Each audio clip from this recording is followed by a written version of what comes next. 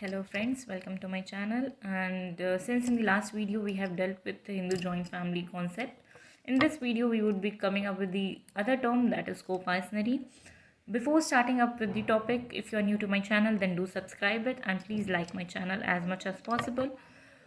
In this video we would be coming up with the concept of co-partnering, and in that we would be dealing under certain heads. Okay, what all would be heads that we would be covering in this video, I would like to first mention you that. Okay, we would be first of all dividing the concept of co-partnering into three eras. What are the society's assumptions and presumptions during that very time, what were prevailing in the society during that very time. Okay, like prior 1956 would be one era.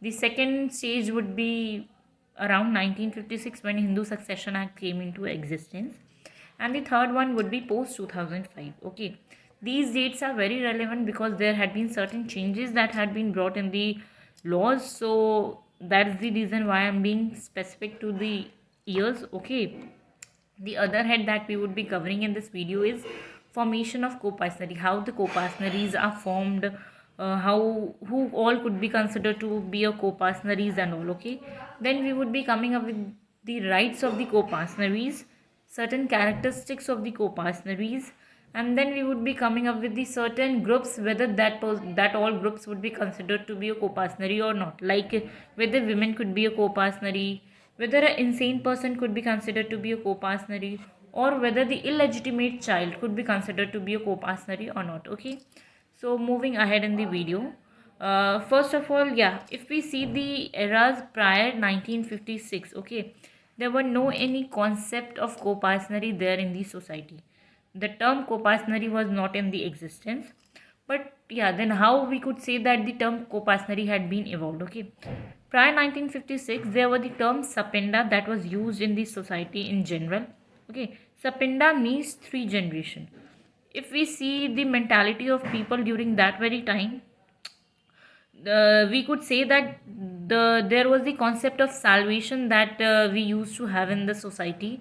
Like if any person dies, it was considered that if a male member gave him a funeral, it would provide him a salvation. Okay, so with that concept only the concept of co-partnery arose. Okay, uh, in that time, one thing that we are supposed to notice and keep in mind is there were no any recognition of women as a sapenda or as a anything in the society. Women were considered to be inferior than male. Okay, then there comes a second era, that is around 1956 when Hindu Succession Act came into existence. Okay, when Hindu Succession Act came into existence, the word sapinda had got evolved as co-partnery, and it had got a legal recognition. Prior 1956 there were no any legal recognition to the term, but since the act had came and it had got the recognition, and there had been a legal recognition that had been provided to the term. Okay, but one thing that is to be noticed over here also, which has not been changed, is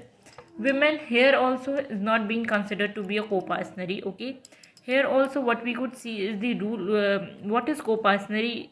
In simple words, what we could say is co-partnery means last holder along with three generation. So the rule is similar only, that last holder plus three generations forms the co-partnery. Okay, but only in this chain male would be coming, not the female. If in this particular chain there is certain sister or any of the female members who are falling under this category, but then also they won't be considered to be a co-partnery. Okay, now moving ahead with the third era, that is post 2005. What relevant and important amendment that has been brought in the act is now women had been given the equal recognition as per the male. Okay, so now in the co-partnery chain, women would also be considered to be a co-partnery and would have an equal share as male members get in the society. Okay, there is now no distinction between male and female.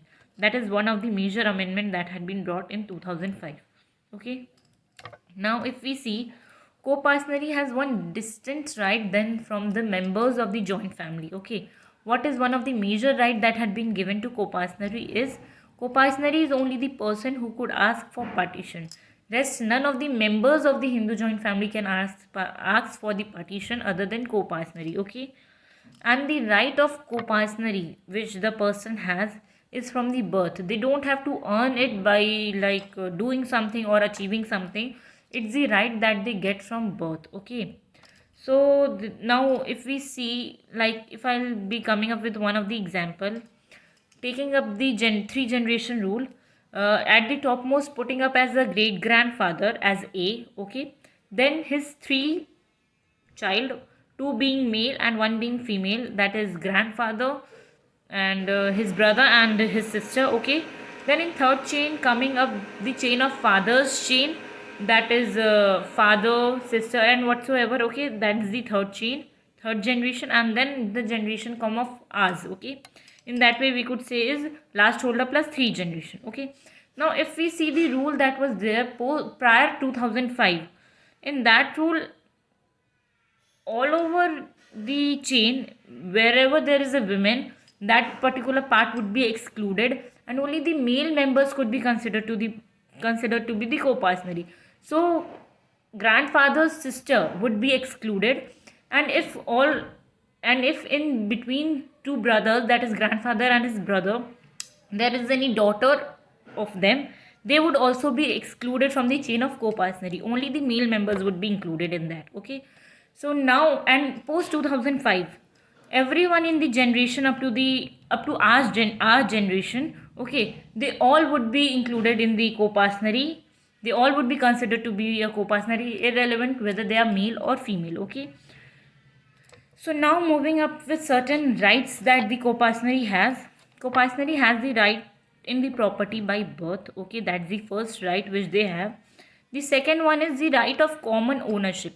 Since there had not been any division or partition of the property, the ownership right is common. Okay, every co-partner has the right in that particular property. The third right is right of common enjoyment of the co-partner property. Since there had been no partition, then again there had everything which is there in the Hindu joint family would be considered to be part of all, and everyone could enjoy it in the way they want. Okay, the next point is right of survivorship. Okay, the other point is right to accounts, right to make acquisitions, right to ask for partition, right to renounce his interest, right to restrain improper acts, right to alienation, and right to challenge an unauthorized alienation. Okay, these are certain rights which are being given to the co-partner from the birth. Okay, then if we now come up to the formation of co-partner. Okay, then for the formation of co-partner, the minimum requirement of members is 2. Okay, single person cannot form a co-partner, rather for the formation 2 members are required.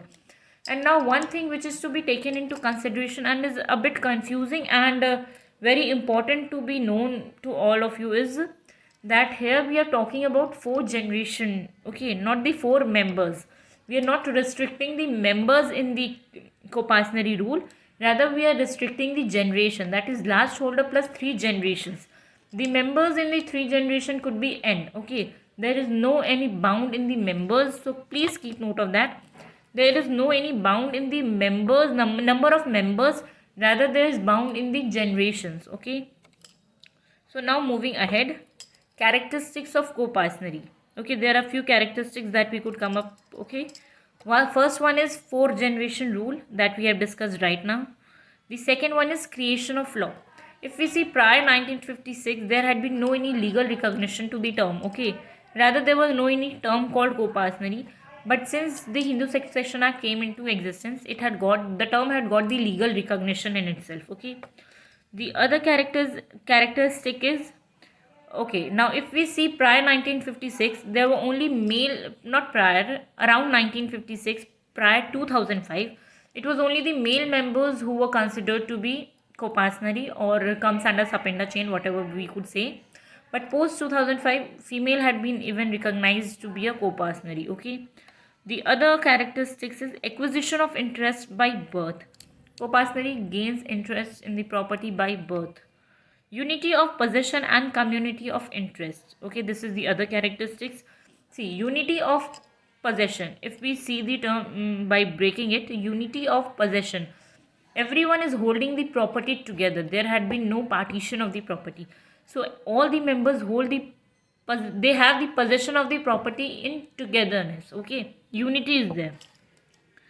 And community of interest means everyone has the interest in that particular property. Okay, so that is what is the characteristics. The other characteristics is fluctuating and not a specific interest. Now see, if we cannot fix the interest or shares of any one prior partition. Okay, because the members may increase or decrease, we are unaware of that, and in a way we cannot fix until and unless the partition deed has been made and it had been signed and been done. Okay, so until and unless partition is done, there is no any specific shares of any of the person, be it co-partner or the members. Okay, be it the karta also, there is no any specific share that is being provided to anyone. It's the fluctuating one only. Then the other characteristics is collective enjoyment. Okay, doctrine of survivorship, right to ask for partition, and alienation of undivided interest. Okay, now since we have dealt with the characteristics, then we would be coming up with the certain groups of people, whether they could be considered to be a co-partner or not. First, we would be coming up with the concept as women as a co-partner. Okay, I guess by listening this much, it would be very pretty clear that women could be a co-partner if we are answering this question in today's time. Okay, but prior 2005 the answer would have been different. Women were not considered to be a co-partner. It was only male members who were considered to be a co-partner. But since post 2005 the amendment have been made, and now if we answer this question, women definitely is considered to be a co-partner if she falls under the chain of 3 generation rule. Okay, then there come up the concept of insane as okay, one point which I have missed up is see, prior 2005 daughters and wife, okay, unmarried daughters were considered to be the part of the joint family, and once she gets married, she was excluded from the membership of the fathers and rather was included in the family of the husband. Okay, but post 2005 there had been like the status of women had been dismissed, and whether she is married or not, she would be the part of the family of her father. Okay, so it's immaterial whether she is married or not. If she falls under the chain of 3 generation rule, she would definitely be the co-partner of that. Okay, yeah, and now moving up with the second group, that is insane as a co-partner. Okay, now if we see, basically the term insane means that the person is incapable of thinking or doing something willingly or by its own usage of mind. Okay, and as we know that insane person is not capable of entering into a contract. Okay, so let's see what's the status of insane person in this rule of co-partner. Okay, the insane person loses his right to ask for partition. Okay, and see, till the time the person is insane, the person loses his right to ask for partition, because see, there might be a situation where the brother or someone else are putting him into certain drug addicted or something like that, and then he's saying, because since he's insane, he's incapable of understanding what he is doing. Okay, so for asking partition, the person has to be a sane. Okay, insane person cannot ask for partition, not for the lifetime, but till the time he's insane, his right has been suspended till that very time. Okay, then if in case partition must take place at the time when he is insane, then his opinion would hold no stand, but he would get his share in the property as a co-partner. See, his rights, his share in the property won't be changed, but what would be changed is his say. Okay, that is whether he is asking for partition or not. Okay, what he says is irrelevant, but when the partition is taking place, okay, and if he is insane, then also no issues, he would be given that particular shares and that particular right only that he had as a co-partner. Okay, his right won't be excluded other than the right that is of asking for partition. Okay, the child of insane person, if falls under the category of 4 generation rule, then he would lose no right to as a co-partner. Okay, now see, if he is a child, okay, let's suppose one of the member who is falling on as a co-partner is insane. Okay, and if his son, he himself also falls under the chain of co-partnery, but his father is insane, then the son who is there of insane person, he doesn't loses his right to ask for partition, because one thing which everyone is supposed to keep a note of, that is co-partnery's right is not it's not the right that you gain by, it's the individual right. Okay, it's not limited to the rights of the others. It's not stick to the right of the others, like one's right is demolished, then your rights would also be suspended. No, it's the individual right. Individual say is there in that. If one of the person is insane, although you are the son of him, although you are son of him, that particular person, still you have the individual hold of the share, and he has the individual right. Okay, so that particular person has the right to ask for partition also. The other group is illegitimate child as a co-partner. Okay, since in the Hindu joint family we have dealt that illegitimate son of the son could be only be considered to be a member of the joint family. That means from both the side there has to be a male members, be it the father and be it the son. Okay, female, that is daughter's son or neither son's daughter could be considered to be the members if it's illegitimate. Okay, so now let's see the status of that and the co-partner.